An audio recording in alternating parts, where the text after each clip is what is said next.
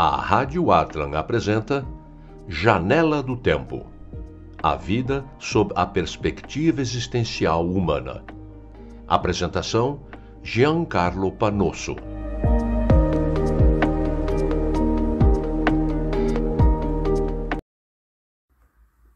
Olá, buscadores. Aqui fala Giancarlo Panosso e esse é o programa Janela do Tempo, que busca decifrar a vida sob a perspectiva existencial humana.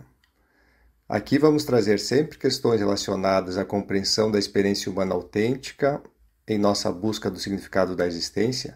especialmente navegando por áreas do conhecimento humano que compreende as artes, as ciências, políticas, religiões, filosofia e espiritualidade. No programa de hoje, preciso comentar com todos vocês o caminho que me fez chegar até a Rádio Atlan e principalmente até o desenvolvimento da revelação cósmica, muito bem alavancado pelo Rogério de Almeida Freitas, o Jean Voilan, e justificar então, inclusive, o início deste nosso programa, Janela do Tempo, que traz a percepção, obviamente, do ser humano enquanto ele está encarnado, enquanto ele percorre essa trajetória, esse caminho entre o berço e a cova. É preciso dizer que, desde a minha infância, eu sempre tive curiosidade em entender como a natureza funcionava e, logo em seguida, a perceber a própria existência humana e tentar justificar ou responder as perguntas que não paravam de soar na minha cabeça e no meu coração, especialmente relacionados ao que eu vim fazer aqui, por que eu estou neste planeta, quem sou eu, como as coisas funcionam, existe um fim, existe eternidade, coisas que a própria família, a própria religião, as próprias culturas e hábitos, sociais vão aos pouquinhos nos provocando enquanto a gente é novo, mas depois, se a gente não tiver o cuidado, a gente entra no sistema, na rotina e para de se perguntar. Acredito que todas as crianças, quando têm sua oportunidade normal e natural de desenvolvimento, elas acabam sendo buscadores e questionadoras. É o momento de aprender, de entender o ambiente que se está inserido, essa nova dimensão mais densa, essas experiências de lidar com o corpo físico. Então, tudo isso acontece praticamente com todos nós. A experiência humana, ela tem muitos pontos em comum, por mais que as individualidades e os desafios podem existir de forma diferenciada, mas é importante a gente encontrar um ponto em comum quando a gente começa a observar aqueles que nos são semelhantes. E dessa trajetória da minha infância até aqui, até o atual momento, hoje me encontro com 52 anos, muitas coisas aconteceram. Mas especialmente o que eu pude perceber é que existem algumas etapas comuns aos seres humanos que se enquadram nessa questão de adaptação do espírito ou da sua alma a um corpo físico. O corpo físico ele tem um determinado impulso e também etapas de evolução que a gente pode hoje usualmente trabalhar ou pensar na forma de 4 momentos. O momento da infância, em que a gente está realmente experimentando a vida na carne, assim a gente pode falar. Depois existe um momento de adolescência, de juventude, em que começa a ter produções de hormônios, modificações, e a gente passa a abandonar aquele momento de ignorância infantil,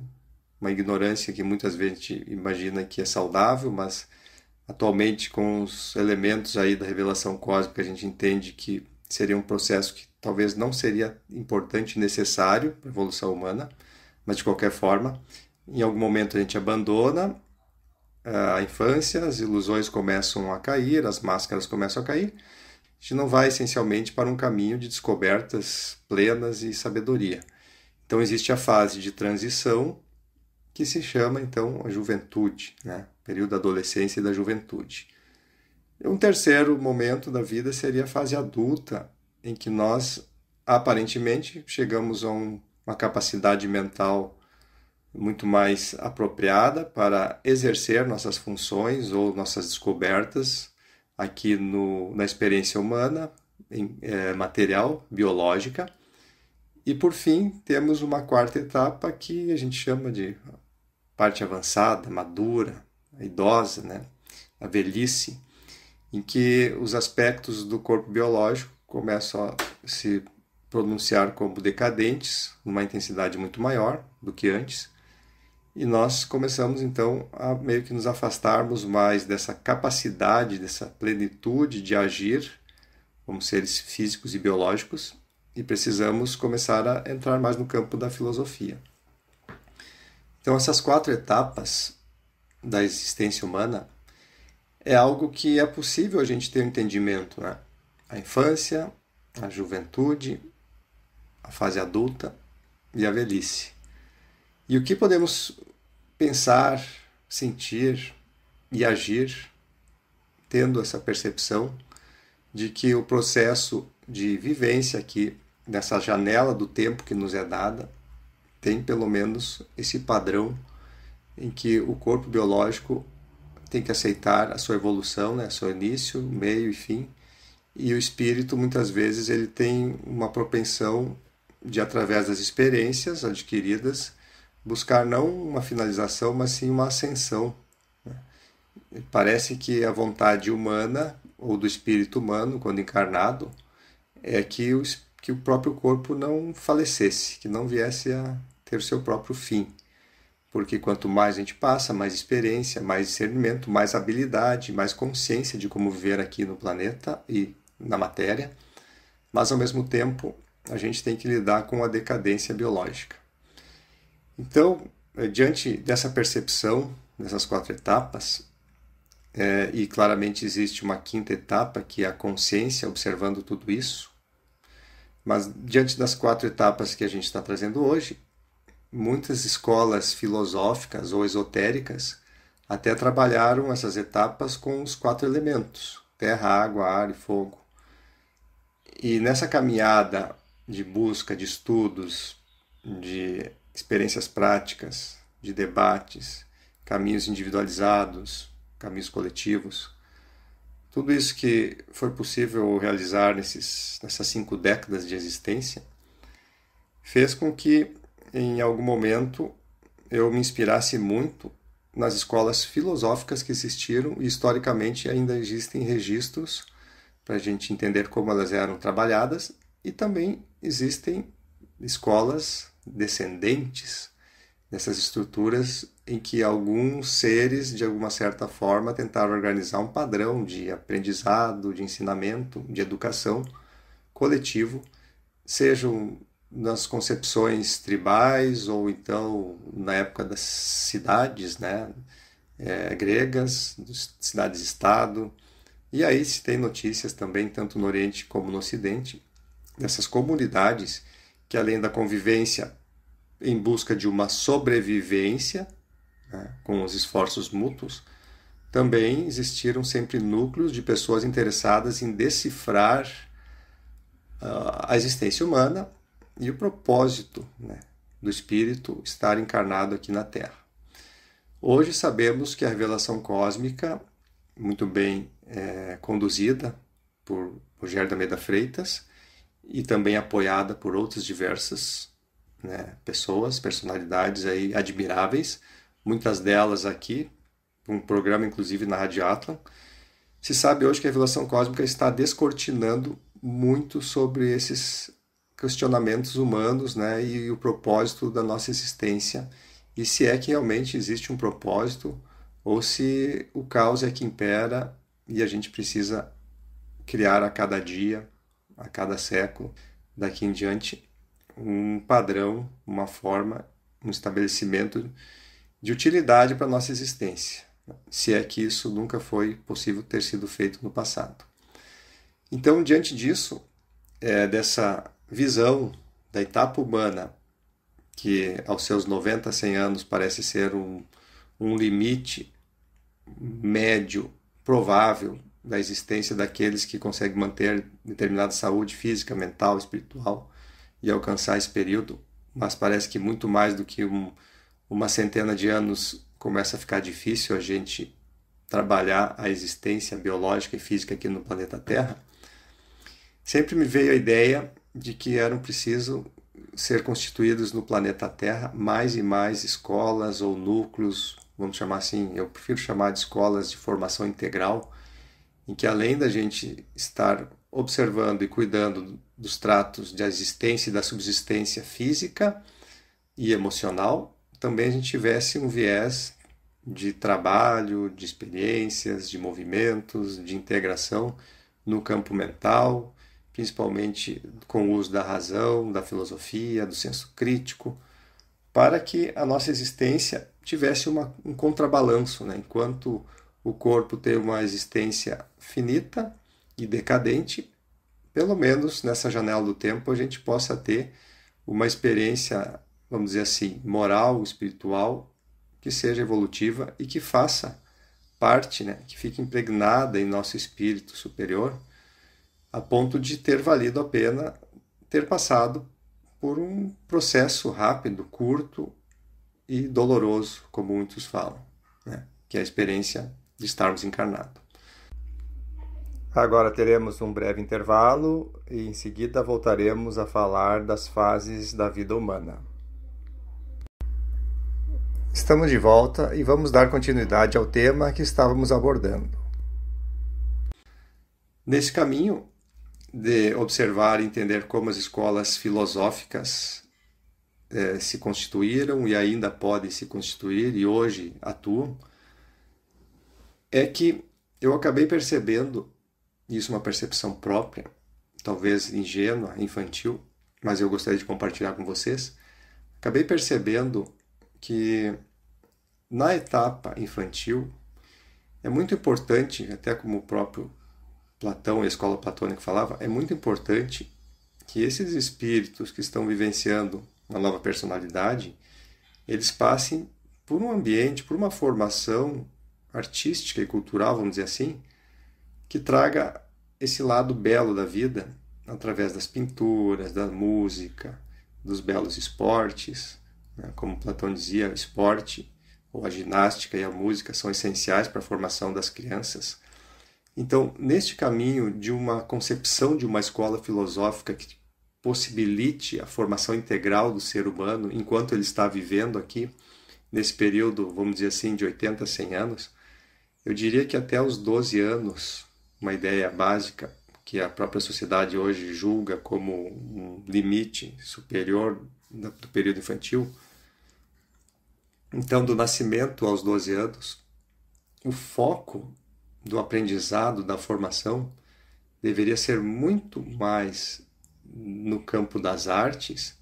do que qualquer outro campo que a gente possa imaginar do conhecimento humano. Então, as artes seriam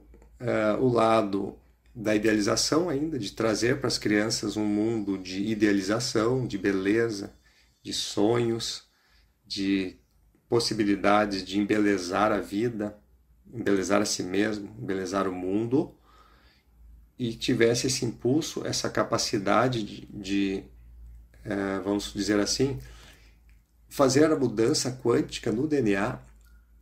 trazendo essa perspectiva de que o início da vida, né, com todo o seu potencial de crescimento, o início da vida, a fase infantil da vida humana, ela é bela, ela é boa, ela é harmonizada, ela é idealizada com todos os arquétipos artísticos. Então, é preciso que, obviamente, adultos que conduzam a administração, a gestão desse tipo de escola filosófica, criem ambientes totalmente harmonizados para as crianças, né, na idade infantil, e que essas escolas, inclusive, consigam manter ao longo dos seus dias, semanas, as crianças que realmente em sua casa ou em sua família não encontram esse tipo de educação. Ou seja, isso é uma ideia até platônica, em que Platão dizia, quando a família não tem condições de proporcionar para os seus filhos, na fase infantil, um ambiente harmonizado de paz, de amor, de alegria e de arte, é importante que essas famílias tenham desapego e pudessem entregar essas crianças para que sejam criadas por instituições especializadas, de formação integral, como a gente está falando, instituições que mantenham essas crianças longe dos problemas, das crises dos adultos, para que isso não impacte em traumas que futuramente vão impedir dela se tornar um ser equilibrado, um adulto sadio e um adulto que tenha sentimentos e emoções de embelezar a vida, porque a vida não é bela, a não ser que a gente coloque beleza nela. A natureza tem suas expressões belíssimas, a gente sabe que existem paisagens, pássaros, cachoeiras, pôr de sol, tudo isso é muito belo, mas do ponto de vista humano as coisas estão cada vez mais complicadas, poderíamos dizer, na atualidade,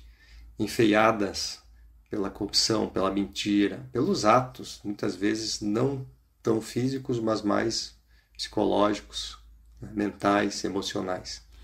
Bom, e esses atos mentais e emocionais são muito perceptíveis pelas crianças na sua fase infantil. Então, a primeira etapa seria pensarmos numa escola de formação integral e que tivesse ambientes totalmente adaptados para que as crianças conseguissem idealizar mundos perfeitos ou próximos da perfeição, com beleza, com harmonia, com justiça, e isso ficasse impregnado nos seus sonhos de constituir no futuro, na sua fase adulta, uma sociedade dessa forma, tal como elas aprenderam no primeiro estágio aqui da vivência humana encarnada. A gente sabe que a segunda fase da adolescência, ela é carregada de impulsos, principalmente pelas mudanças biofísicas, bioquímicas, né, produção de hormônios, de crescimento, alterações hormonais, e essa fase, ela representa praticamente uma fase de crise, porque é muita mudança, é adaptação. A fase da adolescência ou da juventude, vamos dizer assim, até os 21 anos, dos 12 aos 21, a gente sabe que muitas vezes é uma fase de contestação, de revolta, de talvez não querer abandonar a fase infantil de proteção e ter que começar a perceber e encarar que existe um caminho de autocontrole e autodomínio que o ser humano precisa atingir. Então é uma fase conturbada, não vou dizer que isso é uma regra, mas tirando as exceções, a grande maioria realmente passa por um questionamento. E é aí que surge, no momento em que os hormônios estão trabalhando no corpo biológico do ser humano, na sua fase de transição da adolescência e juventude. E que também as percepções começam a aumentar, habilidades corporais, e ela passa a enfrentar um mundo que antes ela não estava habilitada a ver. Essa fase de adolescência, ela precisa estar acompanhada, obviamente, por adultos, como falamos da fase infantil, mas ela precisa que a vazão dessas energias novas e conturbadas seja dada um caminho proativo, de utilidade. Então, se começa a ter muita energia também nessa fase, vamos dizer assim, de adolescência, e que talvez essa energia ela é conflitante, começa a ter o conflito de gerações e uma busca por uma independência e talvez quebrar padrões sociais, familiares, uma tentativa de fazer diferente, né? Buscar sua própria identidade no início dessa fase. E eu gosto muito de lembrar que depois que se foi reconstruída a Alemanha, depois do pós-guerra, a reconstrução foi no sentido de tornar as coisas todas no seu lugar, então as cidades, as estruturas, o sistema social, chegou num ponto que conseguiram realmente fazer isso na Alemanha, e parece que na década de 80 até 90, os jovens adolescentes viram que a reconstrução tinha praticamente avançado estágios bem elevados, e as coisas estavam tão bem organizadas que os adolescentes, no seu ímpeto de fazer algo diferente e novo, não conseguindo organizar ou harmonizar ainda mais as cidades,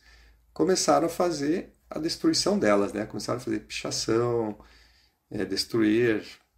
partes físicas, né? Natureza, e foi interpretado como uma forma de rebelião contra a organização. Mas, na verdade, se você está na fase da adolescência e você quer fazer o diferente, se você é jogado num ambiente harmonizado, você vai precisar desarmonizar para se sobressair, para buscar mostrar uma identidade que você tem diferente das gerações mais antigas, mais velhas. Só que o contrário muitas vezes não acontece. O ideal é que se você é jogado durante a sua adolescência num ambiente muito caótico, você conseguisse fazer o diferente, você conseguisse harmonizar, organizar a família, a cidade. Mas isso não é por aí, isso não é tão fácil de ser percebido se você não tem uma infância idealizada, com essa visão de que as coisas podem ser muito bem trabalhadas a ponto de você superar qualquer imposição que seja feita, qualquer limite. É nesse sentido que os mitos, né, essas histórias, as lendas que nos fazem viajar durante a infância em imaginações, seja com fadas, gnomos, seres que podem voar, que têm superpoderes, quando a gente consegue plantar esse campo de imaginação livre e aberto e diverso, além do que os nossos 5 sentidos podem perceber, quando essas crianças entram na fase da adolescência, se elas trazem esse conhecimento vindo através da leitura, do teatro, das expressões, ela não vai ser subjugada ao mundo totalmente materializado, ligado somente aos 5 sentidos e principalmente voltado ao consumismo, a projetar que a vida e a realização da felicidade só vai se dar com coisas materiais, coisas físicas. Então, os adolescentes, quando eles encontram um mundo propenso a mostrar a harmonia da vida, né, aos limites abertos, geralmente eles podem criar campos de rebeldia no sentido de diminuir esse ímpeto, destruir esse trabalho da geração anterior, que conseguiu, de certa forma, trazer alguma melhoria harmonizada, mais vida, mais arte para a própria cidade. Mas o contrário, como a gente está falando, se a infância não teve esse vislumbre, que é uma criação dentro do caos, se você não tem na tua infância ambientes ou bolhas que criem um céu dentro do inferno, a gente pode falar assim, fica muito difícil para os adolescentes, encontrando na fase adulta depois o inferno, criarem ou buscarem bolhas ou modificações sociais que vão para o caminho do céu, nesse sentido mais romântico que a gente conhece. Agora teremos um breve intervalo e em seguida voltaremos a falar das fases da vida humana. Estamos de volta e vamos dar continuidade ao tema que estávamos abordando. Então, após a fase da adolescência, a gente também entende que vem a fase adulta, e a fase adulta ela é muito mais voltada a uma entrega social. Realmente, se na fase infantil a gente pode pensar que o caminho das artes é o mais apropriado, e na adolescência seria o caminho científico, o entendimento, inclusive, racional, porque o cérebro biológico humano, ao longo dos 11 até os 21 anos, ele acaba tendo uma propulsão, um amadurecimento, a ponto de conseguir assimilar, tanto em raciocínio como em memória, muito mais os elementos físicos, matemáticos, científicos, que a gente possa introduzir numa educação, no ensinamento, no aprendizado. Esse potencial maior do cérebro de lidar com as questões, vamos dizer assim, científicas, de entendimento, de interpretação da vida, faz com que a fase da adolescência e juventude precise ter essa atenção por parte da sociedade, por parte dos líderes, por parte dos educadores. É o momento muito mais intenso para se aprender o lado científico, interpretativo, racional da vida. Porque quando chega na fase adulta, que a gente vai falar agora, após os 21, 23 anos, algumas culturas falam após os 30 anos, é o momento em que você precisa utilizar muito mais da visão moral, psicológica, da dignidade, da ética, da cidadania,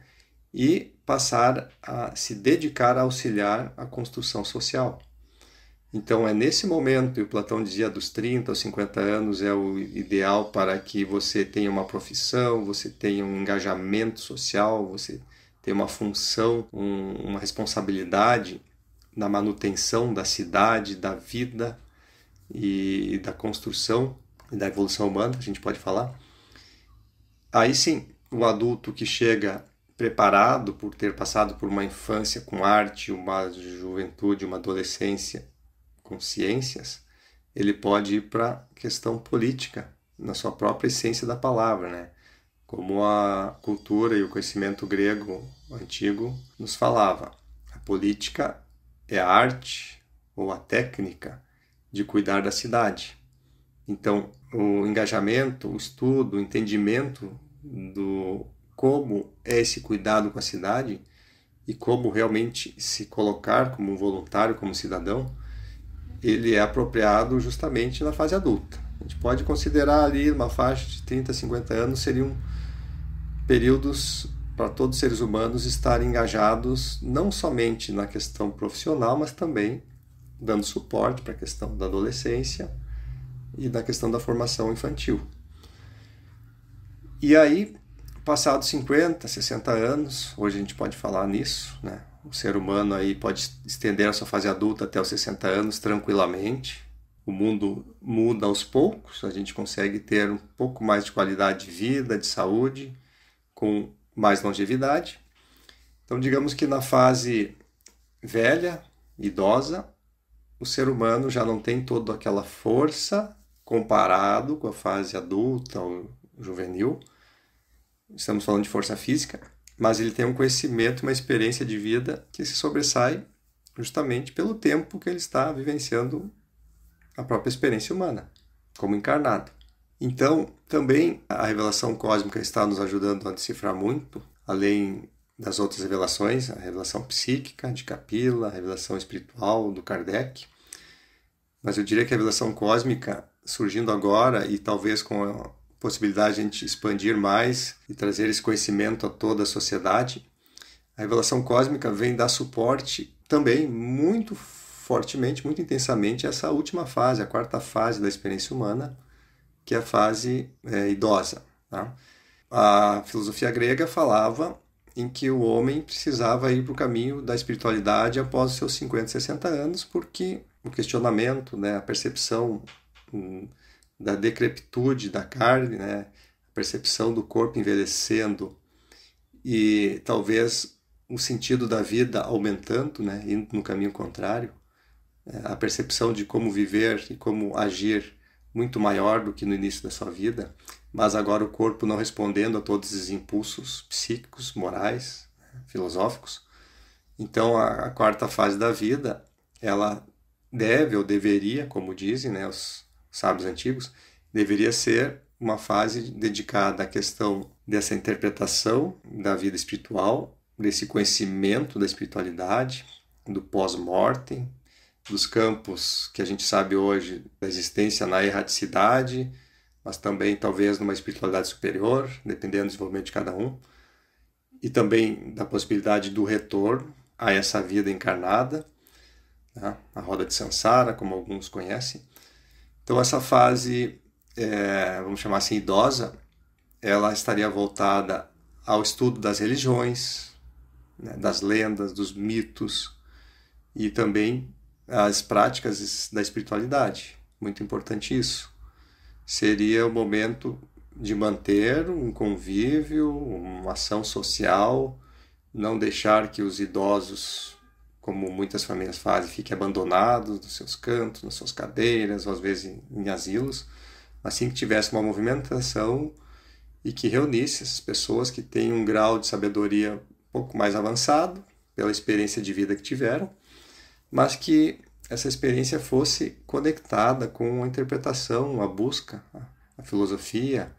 o estudo da espiritualidade, a prática das técnicas, vamos dizer assim, esotéricas e místicas, e uma preparação para a morte, né? Porque nós não temos preparação para a morte em nenhuma escola. A gente teria que ter essa preparação, obviamente, todos os dias, né? Para morrer, basta estar vivo. Mas, de modo geral e social, se a gente vai dar atenção ao ensino, à educação das artes, né, dos esportes na infância, depois segue, quer dizer que a gente vai abandonar isso, mas durante a fase juvenil a gente acrescenta, né, também a questão científica, insere a questão científica, mantém a questão da arte presente, porque isso é uma bagagem que é carregada para o resto da vida, a questão do desenvolvimento corporal, cuidado com a saúde, ginástica, exercícios físicos, tudo isso ele é mantido, mas na fase juvenil a gente criaria esse ambiente propenso ao desenvolvimento cerebral,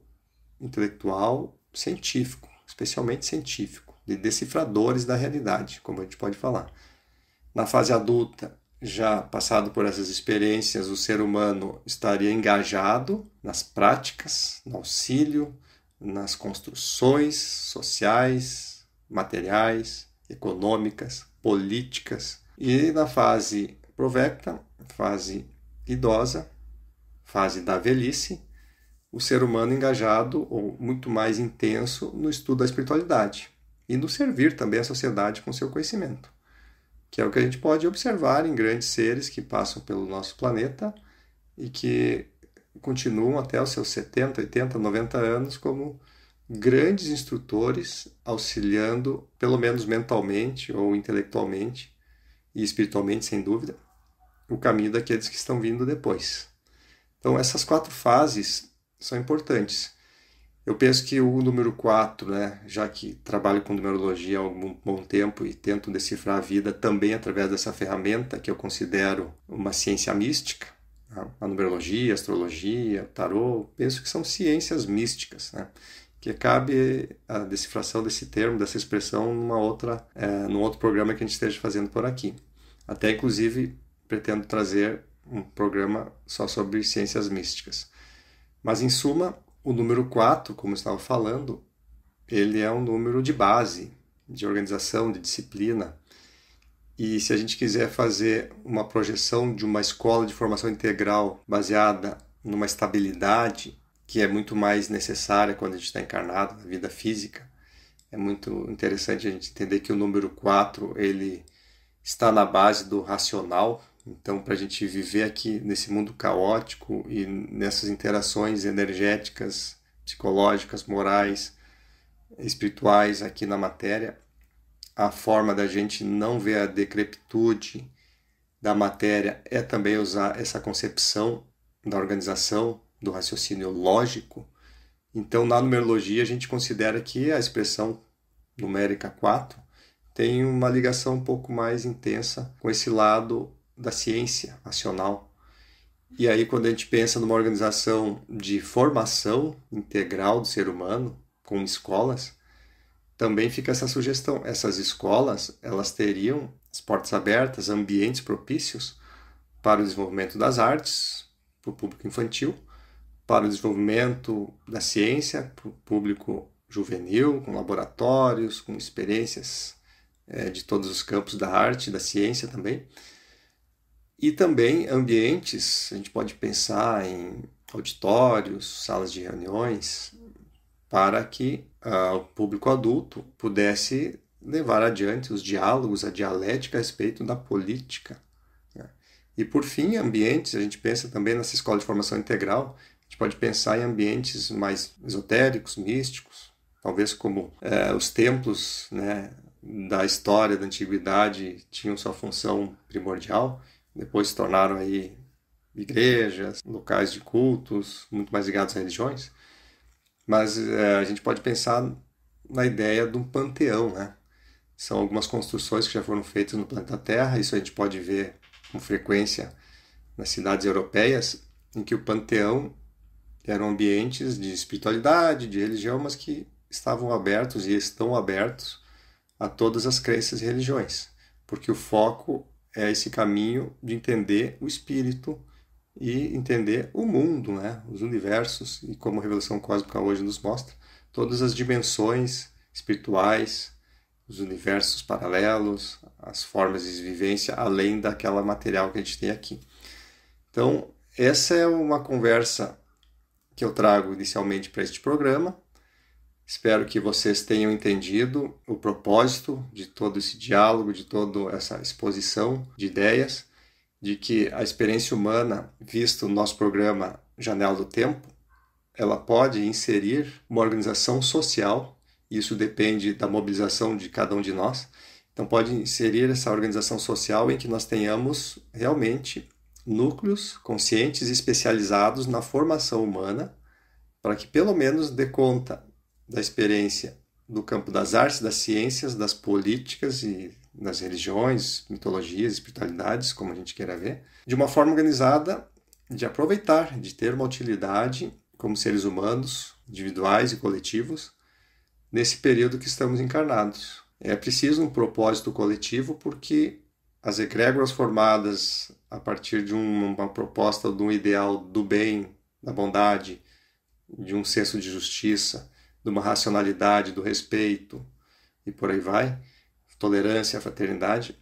núcleos que possam ser constituídos para abrigar, para educar, para ensinar e para promover esse tipo de atitude humana. Esses núcleos podem sim ser instalados, montados, trabalhados aqui junto à humanidade e precisam de pessoas que tenham pelo menos despertado essa visão em algum momento de suas vidas, entendido qual é o propósito, qual é o sonho a ser alcançado e qual a realidade a ser construída, fabricada, vamos dizer assim, a várias mãos. Então, por hoje, nos mantemos à disposição. Vocês podem sugerir novos assuntos dentro da proposta do nosso programa, que é observar a vida sob a perspectiva existencial humana, e todas as observações aqui serão úteis e todas as sugestões serão bem-vindas. Fiquem bem e até o nosso próximo programa.